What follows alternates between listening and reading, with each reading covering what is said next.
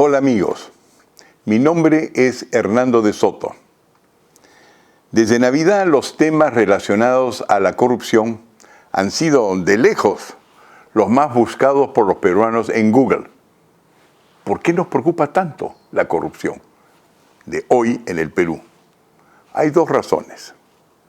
La primera razón es porque no se trata de coimas menores. No es la corrupción cotidiana como la que pagamos para agilizar un trámite a la cual nos hemos acostumbrado. Involucra esta vez a las élites que manejan el país y atañe su solvencia para gobernar y dar el ejemplo. Se trata, por un lado, de las élites políticas, que se supone estaban para cuidar el erario nacional y que, en realidad, nos estamos dando cuenta, se lo estaban robando. Se trata de algunas de las tecnocracias que querían acabar con las empresas informales de los de abajo a punta de sablazos legislativos, pero que en paralelo favorecían sus propios intereses. Y se trata de las élites empresariales, algunas de ellas, que se vendían como modelo a los microemprendedores, a quienes instaban a seguir su ejemplo para convertirnos, según ellos decían, en un país del primer mundo. La segunda razón es que esas élites, todas ellas, que usualmente son rivales, ahora, por convenir a sus intereses, están conversando, buscando asolapadamente un acuerdo para minimizar, distraer y bajar la intensidad de los hechos sobre pretexto que la verdad podría desestabilizar al país, pues nos dejaría sin clase dirigente. Y eso es porque no leen redes sociales y no siguen el rum de los líderes informales que dirigen la mayoría del Perú, y no se dan cuenta que el pueblo ya está enterado de esta conspiración, está conectado y quiere la verdad y comprende la devastación que no tenerla implica para la moral pública. Ocultar y minimizar ya está generando tres efectos perjudiciales. El primero es que las organizaciones neosubversivas, digamos, que paralizan proyectos de infraestructura, mineros, agrícolas y energéticos, a lo largo de todo el país van a ocupar el vacío con sus relatos sobre la distinta vara con que se mide a las clases populares de las élites, cuando se presume que los derechos de tener propiedad y hacer empresas son transgredidos por el pueblo, se reprime, se encarcela y hasta se incendia y mata. Pero cuando se trata de las élites, se invoca el debido proceso que, como vemos, permite fugas o viajes al extranjero para poner a buen recaudo a los directamente involucrados. El argumento de la justicia no es igual para todos, peor aún, que la democracia y la libertad priorizan la corrupción a costa del pueblo, ha de convertirse en el nuevo eslogan, y de ahí a tener la cabeza de las revueltas a extremistas como Gregorio Santos o Antauro Humala, solo hay un pequeñísimo paso. Hay que decir la verdad para no dejar estos espacios abiertos que serán llenados de propaganda que ya conocemos. El segundo efecto está sucediendo. Es el de la indignación que estamos pasando y entrando a la incertidumbre a medida que vemos caer las inversiones, disminuir el empleo formal y reducir drásticamente las posibilidades de emigrar a los países del norte, a los Estados Unidos, a Europa, a medida que estos cierran sus fronteras. El tercer efecto es la pérdida de la autoestima nacional, que es probablemente el efecto más importante, porque lo más valioso, el mejor recurso que ganamos los peruanos en el último cuarto de siglo es una alta autoestima, y la estamos perdiendo. Entonces, la pregunta que surge es, ¿qué estamos perdiendo ahora que generamos en ese cuarto de siglo que nos precede. ¿Qué recursos nos sirvieron para enfrentar y resolver situaciones inclusive más graves que la corrupción de hoy? ¿Existen otras élites además de las corruptas? La respuesta es sí, un rotundo sí. Pero para darse cuenta, hay que apelar a la historia reciente del país y las lecciones que de ellas se desprenden. Solo entonces será posible fijar un rumbo y un destino como nación. ¿Por qué? Porque no haberla escrito bien el último cuarto de siglo, se nos pasó que el Perú fue el único país en el mundo que en los últimos 50 años venció al terrorismo y cambió radicalmente el rumbo de su modelo económico con un consenso nacional. Victorias que se lograron cuando los peruanos hicimos cosas bien simples, pero tremendamente importantes. Primero, reconocimos el problema, que hasta ahora no lo hemos reconocido para corrupción. Segundo, hicimos un plan de formalización que se dirigía al problema de todos los peruanos, no solamente el destrabar algunas trabas para una minoría, sino para todos los peruanos. Tercero, se tomaron decisiones políticas. Y cuarto, se ejecutaron esas decisiones involucrando al pueblo. Es posible que a estas alturas usted se pregunte qué relación existe entre la corrupción de hoy y el terrorismo de ayer o inclusive el nuevo que se nos avecina. Es muy simple. Mientras el terrorismo es la toma del poder por élites políticas radicales, la corrupción es la toma del poder por élites económicas. Ambas requieren fundamentalmente una estrategia y una decisión política. Esto se los voy a explicar en 3 cortos videos que en total no tomarán más de 20 minutos en su totalidad. En ellos verán imágenes sobre cómo salimos del terrorismo y la economía dirigida, y imágenes de los protagonistas de la gesta peruana, que van desde Javier Pérez de Cuéllar, el general Edwin Donaire, el almirante Luis Gianpietri, los presidentes Fernando Belaúnde, Alan García y Alberto Fujimori, los dirigentes de los ronderos, de los comités de autodefensa, e inclusive varios personajes que nos ayudaron en la Casa Blanca de los Estados Unidos. La secuencia es muy simple. El primer video muestra una historiografía de cómo se venció al terrorismo y muestra cómo muchos peruanos, lamentablemente olvidados, fueron las verdaderas élites que organizaron la lucha victoriosa contra el terrorismo y fueron esenciales en el cambio de rumbo hacia un país moderno. Este video es preciso, es gráfico, pero fundamental. En el segundo video, cuyas tomas principales son en Ayacucho, les presentaremos algunos de los 120,000 soldados sin uniformes, los ronderos, que hoy siguen operativos y que en lugar de chuparle la sangre al Perú, ofrecieron su sangre por todos los peruanos. Hay gente limpia en este país y capaz de sacrificarse para la nación en su totalidad.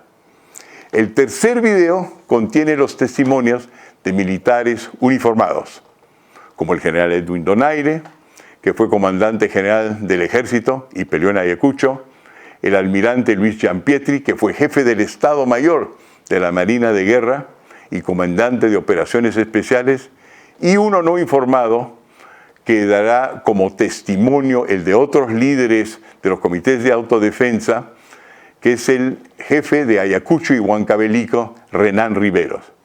Él mismo, que actualmente lidera 20,000 hombres en esa zona, 20,000 hombres y mujeres armados, tanto en Ayacucho y Huancavelica, todos los cuales creen en la propiedad privada y se han beneficiado con el libre mercado. ¿Hasta dónde uno puede hacerlo? Si desean conocer estos temas en mayor profundidad, podrán leer los siguientes 4 documentos, los que pueden descargar con un clic en cada caso. 1. El primer documento es el libro escrito por nosotros sobre cómo los comités de autodefensa del Perú derrotaron al terrorismo y crearon entonces el espacio para crear una economía de mercado incipiente. 2. El segundo documento es un artículo publicado por mi persona y que resume en buena parte todos los escritos que hemos publicado alrededor del mundo de cómo la población del Perú participó en la última gran victoria contra el terrorismo en este siglo XX sin intervención extranjera. Lo hicimos solos. No estamos perdiendo guerras, ni como los Estados Unidos, ni como Colombia, ni como los europeos. Nosotros la ganamos. El tercer documento para el cual tienen que hacer clic contiene los enlaces a varias publicaciones que han alcanzado a más de 8 millones de personas fuera del Perú y un poco dentro del Perú. Nuestros videos han sido reproducidos más de 2 millones de veces en el Perú y hemos recibido más de 10.000 comentarios y más de 50.000 personas han compartido estos postings. El cuarto es el texto de esta presentación en caso quisieran verla de nuevo y no tener que soplarse este discurso verbal. Al final hay una conclusión que espero compartan, pero si no la compartan, espero que por lo menos estimule su comentario para este Facebook. Hola amigos, uno de los documentos a los cuales tienen acceso es este, que tomaría unas cuantas horas leerla, y es cómo los comités de autodefensa del Perú derrotaron al terrorismo. Adentro verán ustedes un flujograma que resume la guerra contra el terrorismo, que duró unos 12, 13, 14, 15 años según como uno lo vea, y es el que les voy a explicar ahora en más o menos 10 minutos.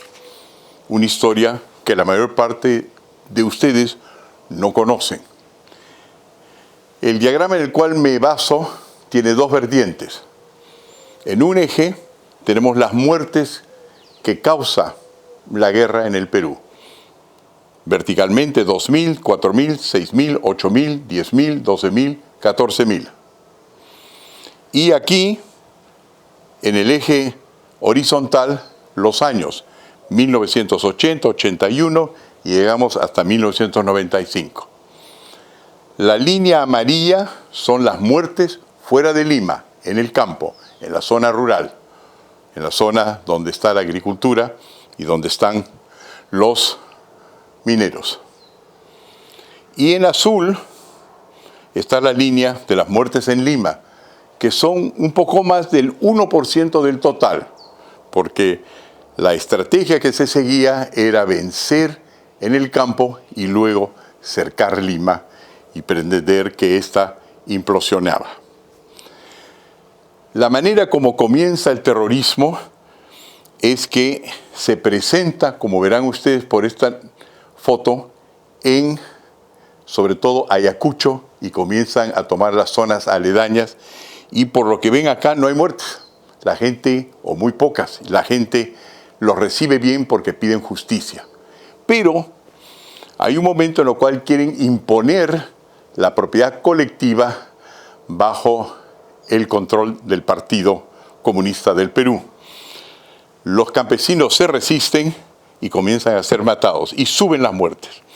4.000, 6.000, 8.000 y llegan hasta 14.000 por mes en 1984. Los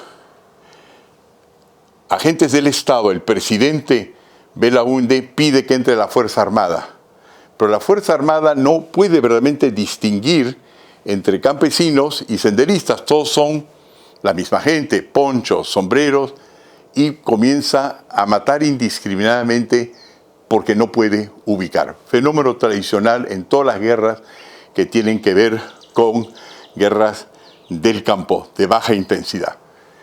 Por eso es que los campesinos crean los comités de autodefensa propios, cuchillas, lanzas, huaracas y unos fusiles de caza que se llaman hechizos, que tienen un alcance de 30, 50 metros, y con eso se defienden. Y tienen éxito al principio. Y así bajan las muertes a medida que los terroristas están arrinconados en las alturas. Pero comienzan los terroristas a comprender que no hay que comenzar tanto a colectivizar la producción ahora, como esencialmente a ganarse a los campesinos, con los cuales cambia su estrategia, y la estrategia consiste en ahora proteger la propiedad de los campesinos. Y así, cuando llegamos a 1987, como ustedes verán, ya toma, según la Rand Corporation de los Estados Unidos, aproximadamente el control del 60% del territorio nacional que está en situación de emergencia. Se comienza a comparar entonces a Abimael Guzmán y al terrorismo peruano con Pol Pot y el terrorismo en Camboya.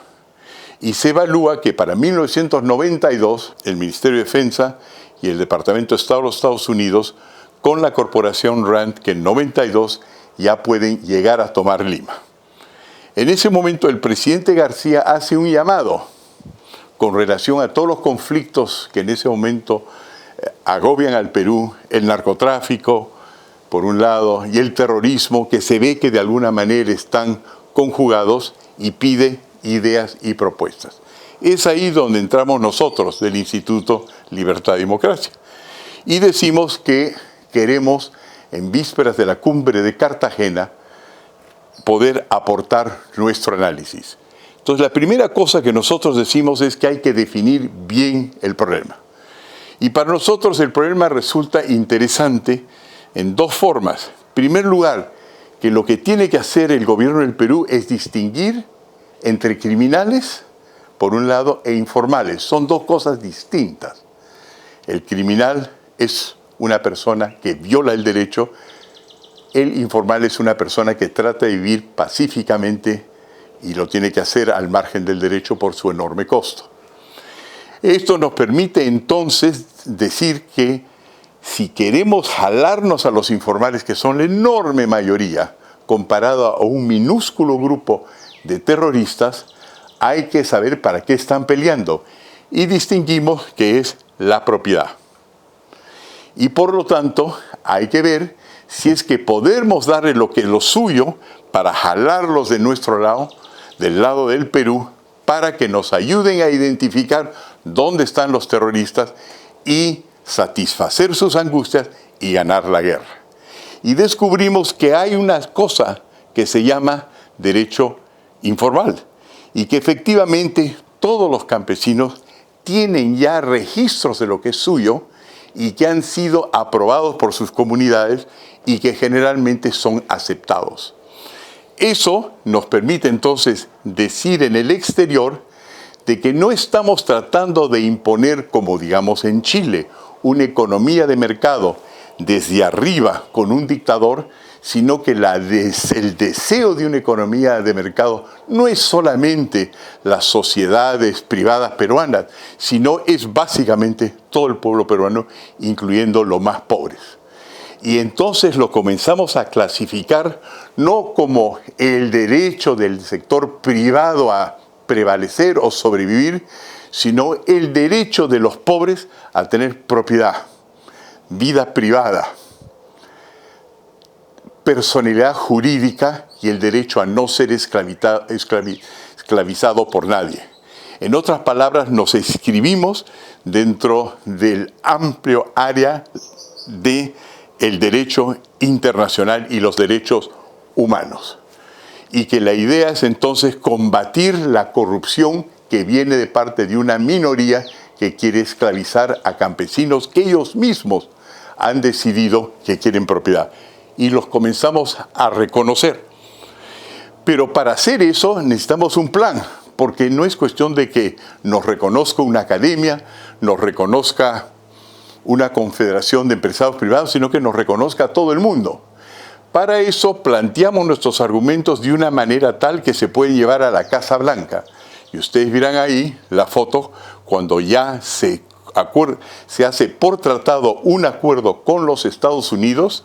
Ahí ven al presidente Bush, al presidente Fujimori, al encargado del problema en Consejo Nacional de Seguridad de los Estados Unidos, Ben Scowcroft, y al que en ese momento estaba encargado del asunto, que era yo, en la Casa Blanca. Al mismo tiempo, entramos por los ministerios y entramos por el Congreso y el Senado de los Estados Unidos a explicar de que esto no era una trama, un ardid, un programa cuyo objetivo era privatizar por la fuerza al Perú, sino que el Perú se estaba privatizando de abajo y lo reconocíamos con sus propias normas y sus propias costumbres. Para asegurarnos de que se nos crea bien, logramos el apoyo de un gran peruano, Javier Pérez de Cuéllar, que era entonces secretario general de las Naciones Unidas, y al cual le pedimos que nos dieran expertos para ir identificando uno por uno los líderes informales de los comités de autodefensa.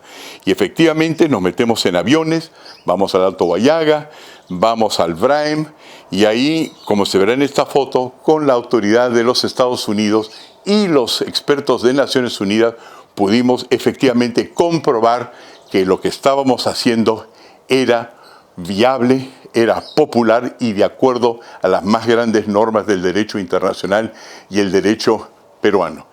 Al mismo tiempo, nos metemos con todos los partidos políticos y pasamos una ley que nos permite hacer las reformas deseadas, que se llamaba Ley de Simplificación Administrativa, que la sacamos justo antes de que entre al poder el presidente Fujimori con el presidente García, pero con la firma de todos los partidos políticos, no un decreto legislativo, no una delegación de facultades, sino todos los partidos políticos del Perú la firmaron. Entonces entramos a reformar el Perú con un apoyo general de abajo, un apoyo de todos los partidos políticos y por otro lado con tratados internacionales con los poderes más respetados del mundo.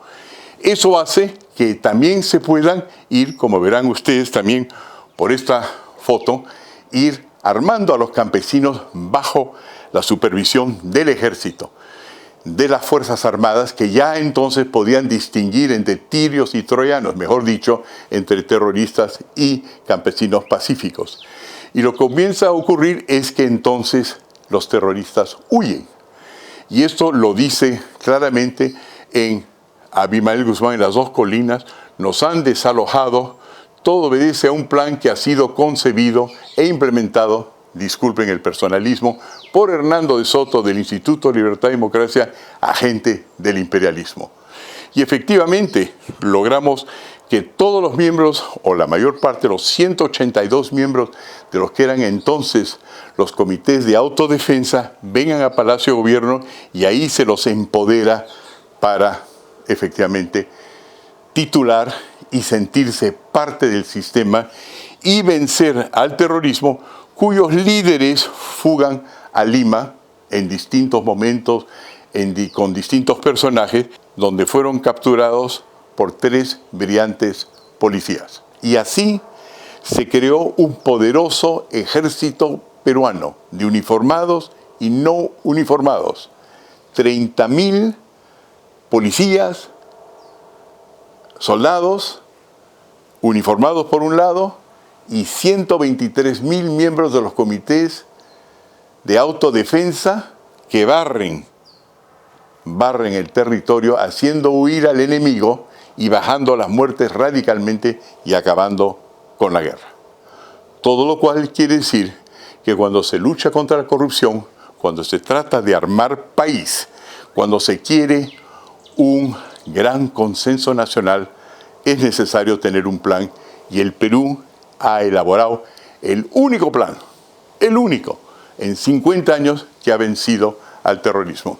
Ni los Estados Unidos lo están ganando en Afganistán, ni en Irak del Sur, ni en Siria, ni en Libia, ni tampoco el apoyo europeo. Los colombianos han tenido, que Dios los bendiga, a negociar en La Habana. El Perú ha sido el único país que ha podido hacerlo solos y bien machos vencimos. De la misma manera que podemos vencer la corrupción con un buen plan. Muchas gracias, amigos.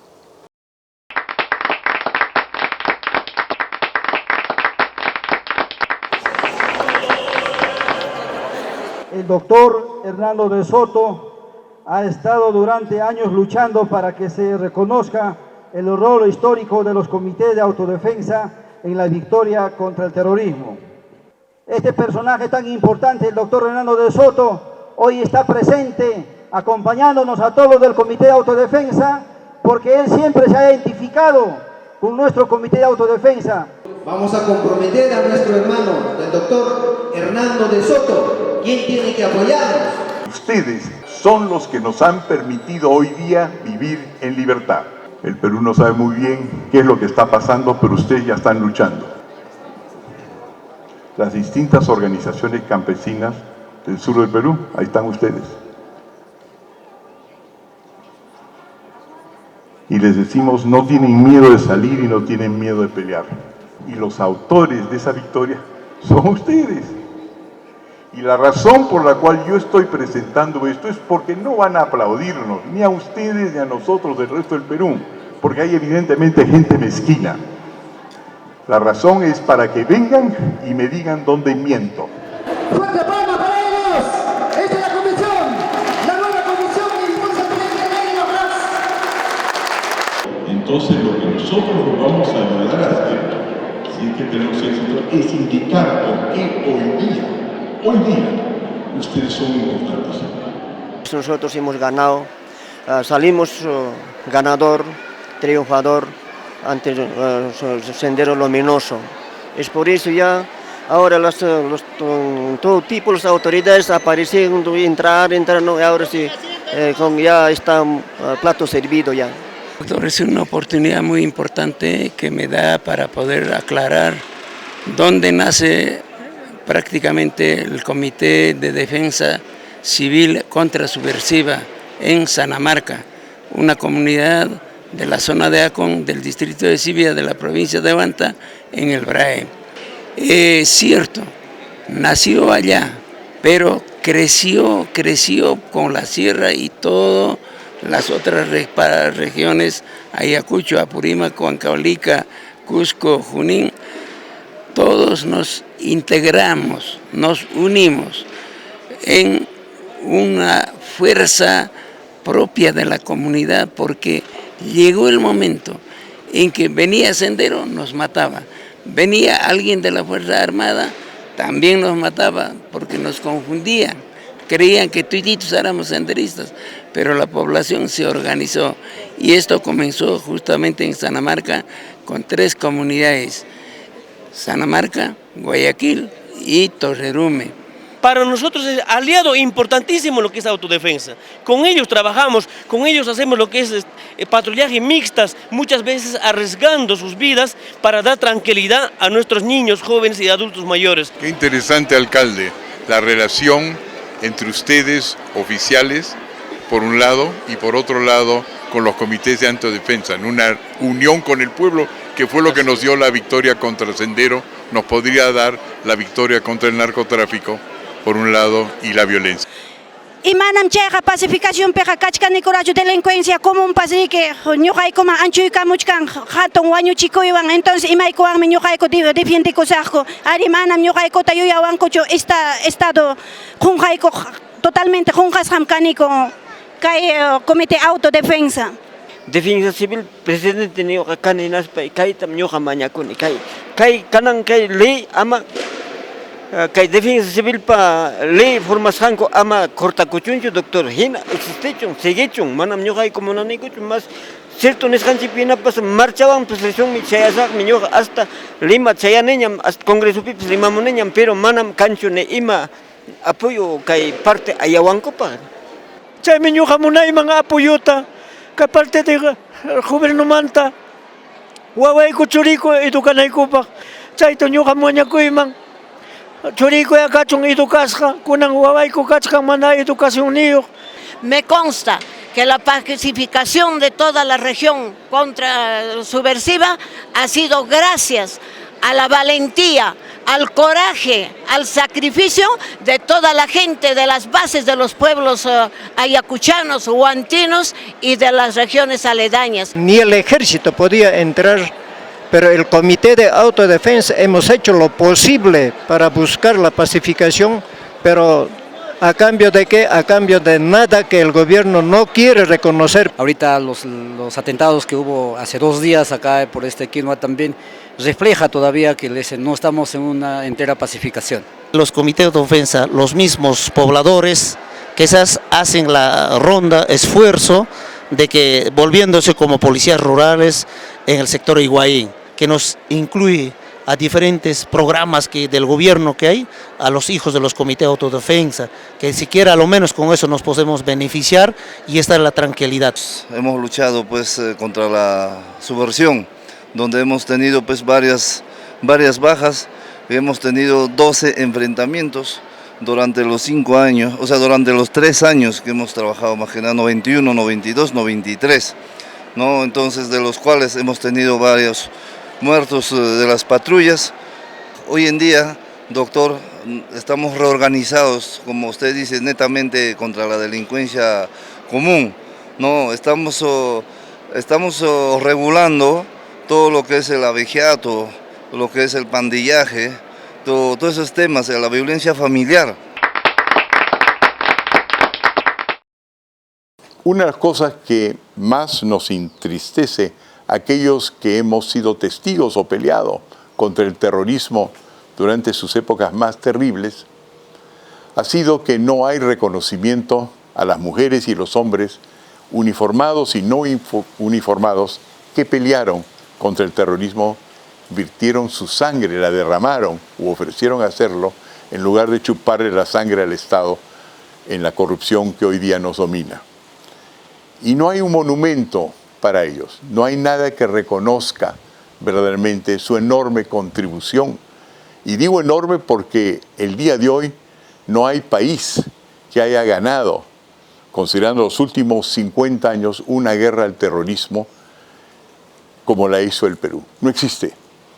Entonces hemos comenzado a ver de qué manera apoyamos a los pobladores de distintos puntos en el Perú a hacer un monumento económico, que es pintar paredes con una plantilla para reconocer a personas no corruptas y que dieron su vida u ofrecieron su vida para el país. Este aviso está apareciendo entonces en distintas paredes del país y son los únicos monumentos, y vergüenza debería darle a todos aquellos que tienen autoridad y no los han honrado, a los soldados de los sistemas de autodefensa de este Perú como a sus soldados uniformados. Hay muchos soldados que han sido honrados por guerras que hemos perdido hace 100 años, 50 años, pero no hay ninguno para los únicos soldados que han ganado una guerra como nadie en el mundo. Por eso, y para recordar esos momentos y alentar este movimiento que esperamos crezca poco a poco, es que he invitado a 3 grandes guerreros que lucharon por la libertad y la democracia en el Perú. Por un lado, al general Edwin Donaire, que ha sido comandante general del ejército y peleó en Ayacucho. Por otro lado, al almirante Luis Giampietri, jefe de Estado Mayor de la Marina de Guerra y comandante de operaciones especiales. Y en tercer lugar, a Renan Riveros, que es hoy día líder de los comités de autodefensa en Ayacucho y Huancavelica, y que hasta el día de hoy comanda aproximadamente 20.000 hombres y mujeres armadas que están listos para defendernos y ayudarnos a poner orden. Gracias por su atención. Comienzo con una entrevista al general Edwin Donaire. Así como reza el dicho y está en la naturaleza del hombre, que el hombre en la paz se olvida de Dios y vilipendia y menosprecia al soldado, y en la guerra implora a Dios y llama al soldado, es el tiempo. Todavía, gracias a usted, doctor Hernando de Soto, que hace que renazca ese reconocimiento y gratitud de ese soldado sin uniforme, que con poncho, jotas y chullo combatió contra el terrorismo codo a codo con las Fuerzas Armadas. Y a ellos le debemos. Y así como hay corrupción en el Perú, también hay gente decente. Hay gente que ha puesto el pecho por el Perú, ha puesto el pecho por la honestidad, el coraje, el valor, el patriotismo del Perú. Y como usted ha dicho, no existe en los anales de la historia en los últimos años un hecho histórico tan importante y tan trascendente como este triunfo, esta victoria del Perú, y que lejos de la indiferencia existe una persecución contra estos miembros de los comités de autodefensa y los uniformados, mi querido doctor. Estamos absolutamente de acuerdo. Es en el fondo un momento de alegría que ha venido esta oportunidad. Esta oportunidad en gran parte, por supuesto, nos las da el hecho de que hay mucha gente avergonzada y temerosa porque sabe que con las últimas denuncias de corrupción se nos está viniendo una tormenta. Hay varios contratos internacionales que ya han sido vistos en el extranjero y no sabemos quién, pero sabemos que varios van a ser acusados de corrupto. Y aunque no terminen los juicios, sabemos que hay corrupción en nuestro país, eso lo sabe el ciudadano de a pie. Y lo bonito de esto es que en ese momento de sentirse mal por la corrupción, sabemos que no es un problema de identidad nacional, porque la corrupción es esencialmente chuparle la sangre al resto del pueblo vía el Estado, tomando medidas que a uno le da dinero y a otros no se lo dan. Mientras que la gente que peleó no chupó la sangre del pueblo, sino más bien dio su sangre para el país. Entonces es un momento que es crucial, no solamente para recordar, sino para enrumbar al país. ¿No le parece, general? Efectivamente, si existe una parte de vergüenza ajena y que no llegue el día en que nuestros hijos y los hijos de nuestros hijos recuerden con vergüenza estos momentos de ignominia, de vergüenza ajena, paralelo existe la mayor cantidad de peruanos que son ellos, en la cual tenemos que enorgullecernos y que oscurecen estos momentos de vergüenza de aquellos, como usted dice, doctor Hernando Soto, que le han chupado la sangre a los peruanos y sin embargo esta gente ha ofrendado, ha ofrecido esa sangre por donde corren por nuestras venas. Eso de Sinchiroca, de Yoyupanqui, de Maitacapac, ese gran glorioso imperio incaico, ellos, los comités de autodefensa, los campesinos y también los soldados, que es el pueblo uniformado, ahí se sintetiza el orgullo peruano, el orgullo patriótico que oscurece estos malos momentos de vergüenza ajena, mi querido doctor Hernando de Soto. Qué gusto escucharlo decir esas cosas, general. Una manera como estamos pensando, y hemos conversado de esto antes usted y yo, es que con tantas guerras que ha perdido el Perú, noblemente, por supuesto, a la altura de su potencial, esta es una que hemos ganado. Y como usted sabe, yo estoy viajando al extranjero y ya estamos publicitando nuestra victoria hace mucho tiempo, a tal punto que en el Perú se conoce menos de la victoria de nuestra gente sencilla que la que se conoce en el Perú. Entonces la idea siempre ha sido tantas guerras perdidas y mire todos estos monumentos. Y cuando se trata de esta última guerra, no vemos los monumentos. Entonces la idea para comenzar a que el Perú se reencuentre orgullosamente con su pasado reciente es, hagamos pues monumentos murales, memorias murales, ya que los gobiernos ni municipales, ni las gobernaciones, ni el gobierno central parece rendirle el homenaje que merece nuestra gente, mucha de la cual todavía vive. Entonces la pregunta es la siguiente: ¿qué le parece la idea de invitar a los peruanos de que utilicen estos esténciles, estas distintas formas de reproducir en paredes, para crearle en el Perú decenas, si no centenares de monumentos murales a la gesta que ha hecho ustedes de las Fuerzas Armadas y aquellos no uniformados del pueblo que lucharon contra el terrorismo? No puede haber una idea y esta iniciativa más brillante que parte de usted y que muestra la nobleza del doctor Hernando de Soto, no solamente a nivel nacional, sino a nivel internacional, de llevar estas gestas históricas, ahora que viene el bicentenario, de reconocer en estos últimos 100 años esto, que es una de las grandes victorias. Un gran gusto tenerlo, general. Honor y gloria al pueblo peruano. Gracias. Creo que es un capítulo que no se había escrito en la historia, que es quizás uno de los capítulos más importantes cuando existe una confrontación como la que tuvimos, que es la de que el pueblo exprese el agradecimiento a quienes hicieron posible que esto no fuera más allá. Las guerras de este tipo no se ganan, son guerras que se pierden, y se pierden cuando los estados dejan de luchar por la sobrevivencia de la democracia. Y creo que esto es lo que ha pasado en nuestro país. Terminó este conflicto, terminó para nosotros mucho más heridos que para ellos. Ellos han pasado piola, estuvieron un tiempito purgando en la cárcel, la mayoría ya están afuera y están tratando de armar nuevamente otro tema.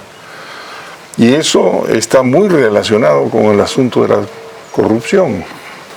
Tiene usted absolutamente razón, porque lo que nos hemos olvidado es que esencialmente el terrorismo es un movimiento ideológico y nadie verdaderamente tocó el problema de la ideología. ¿Qué motiva a la gente de matar el uno al otro?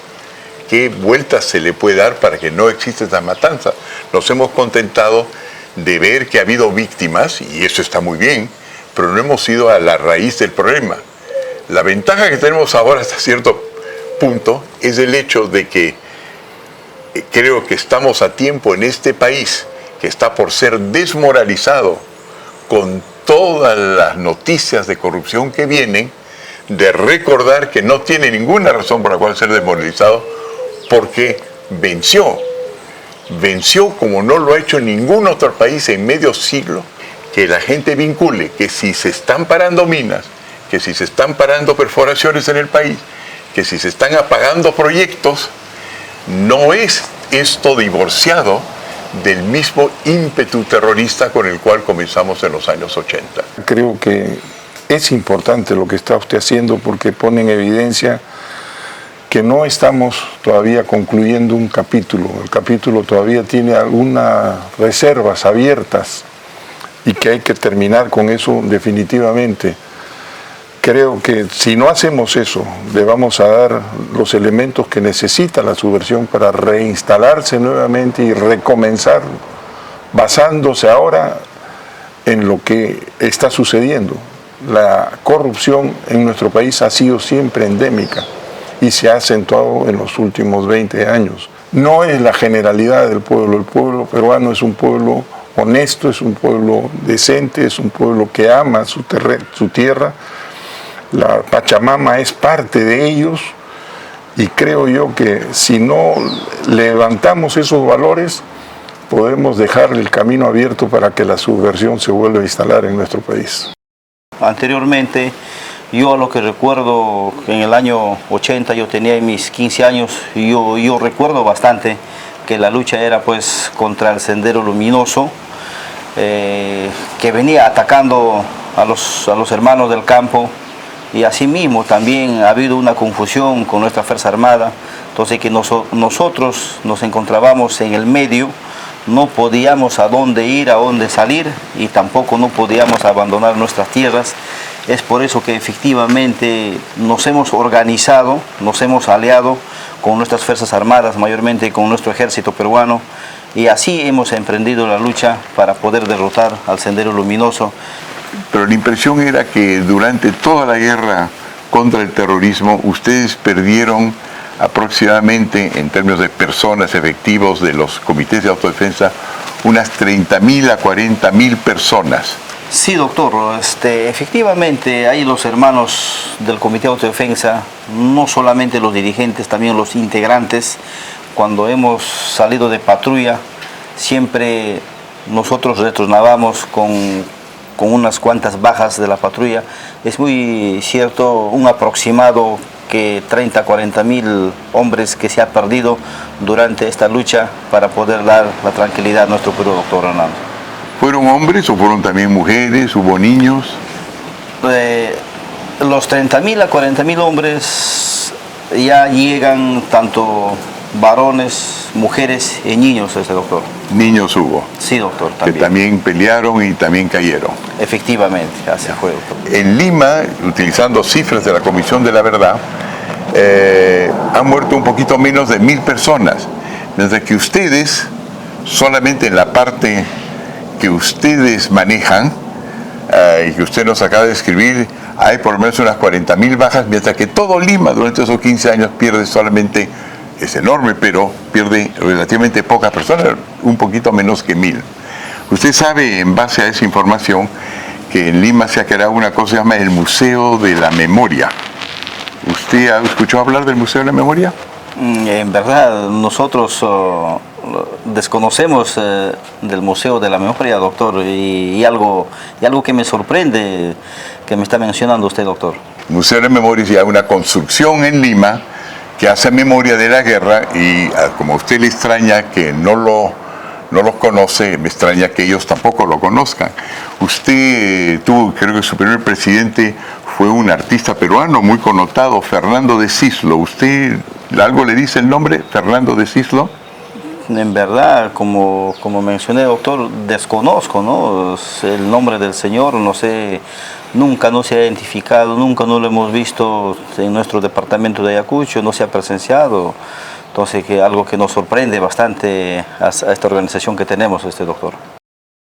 Hola de nuevo, amigos. Después de ver estos videos, queda claro que la derrota del terrorismo fue posible gracias a que muchos peruanos salieron a ofrecer sus vidas para defender al Estado en lugar de aprovecharse de él. Dieron su sangre en lugar de chuparse la sangre del Perú. En esos momentos de crisis, cuando muchos pensaban que no había solución, a final de los años 80, a principios de los 90, el pueblo supo encontrar su propio camino. De la oscuridad se pasó a la luz. Hoy yo creo que va a ocurrir algo parecido. Esta vez no es solo la violencia terrorista, hoy es la corrupción de algunas de las élites que destruye la moral y carcomen nuestras instituciones. El terrorismo del pasado es la corrupción del presente. Es necesario por ello mirar al pasado para ver cómo vencimos antes y cómo podemos volver a vencer ahora. En el pasado, de nuestro lado, desde el lado del Instituto de Libertad y Democracia, trajimos una serie de ideas y proyectos que se convirtieron poco a poco en instituciones para que el pueblo sea el actor principal en la construcción de su destino. Algunas de estas instituciones han funcionado bien, otras mal, otras no han sido utilizadas correctamente, pero se hizo camino. Hemos sido señalados por haber contribuido a la Constitución de 1993. Es verdad. A los primeros acuerdos con el Fondo Monetario, el Banco Mundial, el Banco Interamericano de Desarrollo y las Naciones Unidas. Eso se hizo en 1990 y lo fomentamos y planteamos nosotros con la ayuda de Javier Pérez de Cuéllar. Es verdad. Contribuimos a la formación del Defensor del Pueblo, de la institución de la revocatoria, del referéndum, entre otros. Creo que son más o menos casi unas 1000 normas. Es decir, siempre hemos tratado de darle el poder al pueblo. Ahora, la corrupción lo ha desdibujado en muchos casos, lo ha relativizado y en muchos casos terminó por arrancarle muchos de estos derechos con vericuetos legales aquí y allá. Por lo tanto, es importante poner el contexto actual, la experiencia vivida en esa guerra, en esas reformas que fueron tan exitosas y hacer una reflexión adicional. La victoria contra el terrorismo y la inercia económica que arrancamos en este país hace 25 años nos sirve para lidiar con los problemas de la corrupción de hoy. ¿Por qué? ¿Qué tiene que ver la corrupción con el terrorismo? La razón es que el objetivo de los corruptos, así como el objetivo de los terroristas, es el mismo: apropiarse de lo que no les pertenece. Lo que nos queda por hacer es entonces construir un país en el cual los derechos de propiedad sobre nuestros recursos, sobre nuestro trabajo y talento estén tan bien definidos y reconocidos por todos que no quede duda a quién pertenecen las cosas, y así se reduzca el peligro de robo vía corrupción, terrorismo o violencia. No hay otra opción para la prosperidad sin transitar por este camino. Muchas gracias, amigos, por su tiempo.